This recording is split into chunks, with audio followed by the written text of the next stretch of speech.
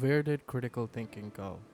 One thing I've been noticing more and more, whether it's on YouTube, Instagram Reels, or any social media platform, is that critical thinking is disappearing. People are taking everything at face value. No fact checking, no searching, no cross referencing, just straight up believing whatever someone says. Because it's loud, dramatic, or viral. And that's a problem. See, humanity didn't get this far by blindly following noise. We got here through critical thinking by questioning what we're told.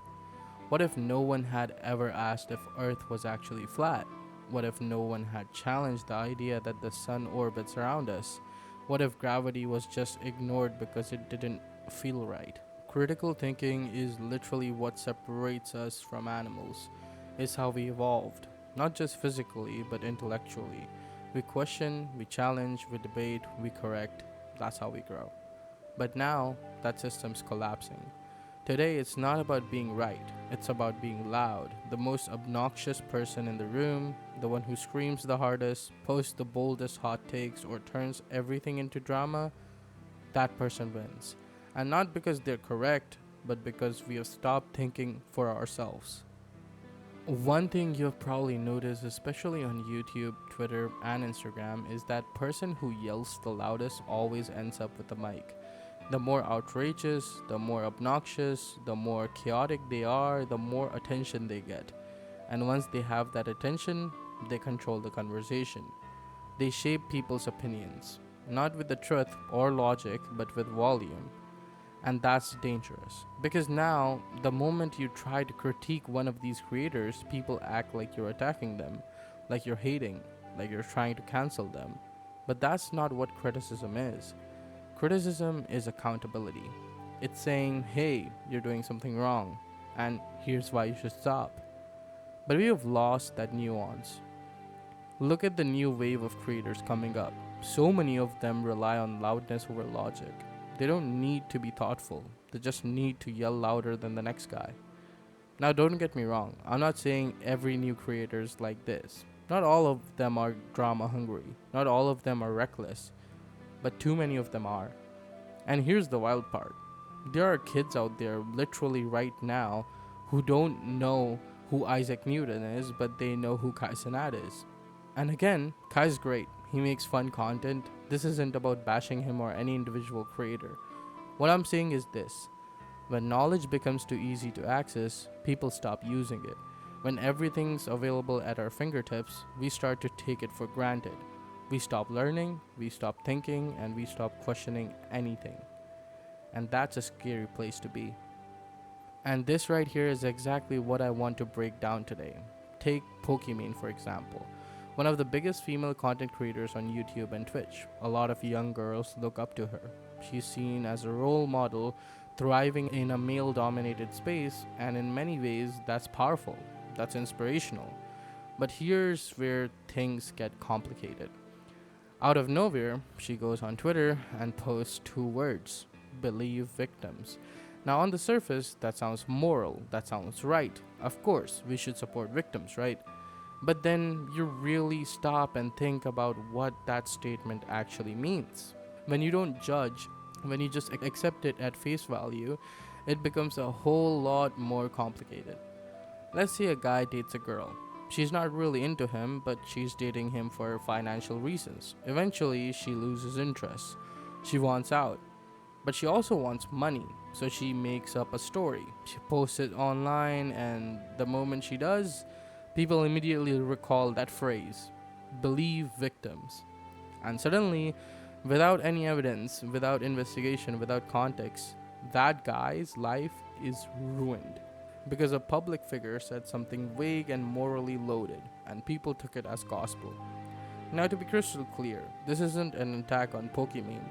This could have been anyone in her position, anyone with that kind of influence, anyone who's high up in the YouTube or Twitch ecosystem and carries major brand weight. It's not about her personally, it's about the impact. Because when you've got millions of young people looking up to you and they're not being taught to question or think critically, they'll take every word you say as law. And that's how real damage happens. That's how innocent people get destroyed. That's how mob mentality spreads. And it all starts with lack of critical thinking. If you don't stop and say, wait, what actually happened? If you don't know both sides, if you don't dig deeper before reacting, then you have no right to judge. And the moment that judgment becomes public, it's no longer just an opinion, it becomes a weapon.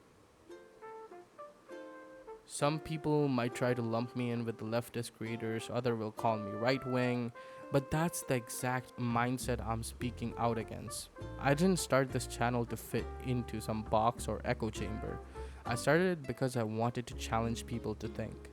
Go back and watch my first videos. It's all there. I said it then and I'll say it now. Some things hurt, some things feel like walking on glass, but we still need to talk about them because that's how we heal. That's how we grow. We're not just mindless creatures reacting to the next trending headline. We're social, thinking beings capable of deep thoughts, of honest reflection, of meaningful conversation. That's a gift. That's a responsibility. I don't want to live in a world where criticism is treated like hate, where being on top means you're above being questioned. I want the criticism. I want the pushback.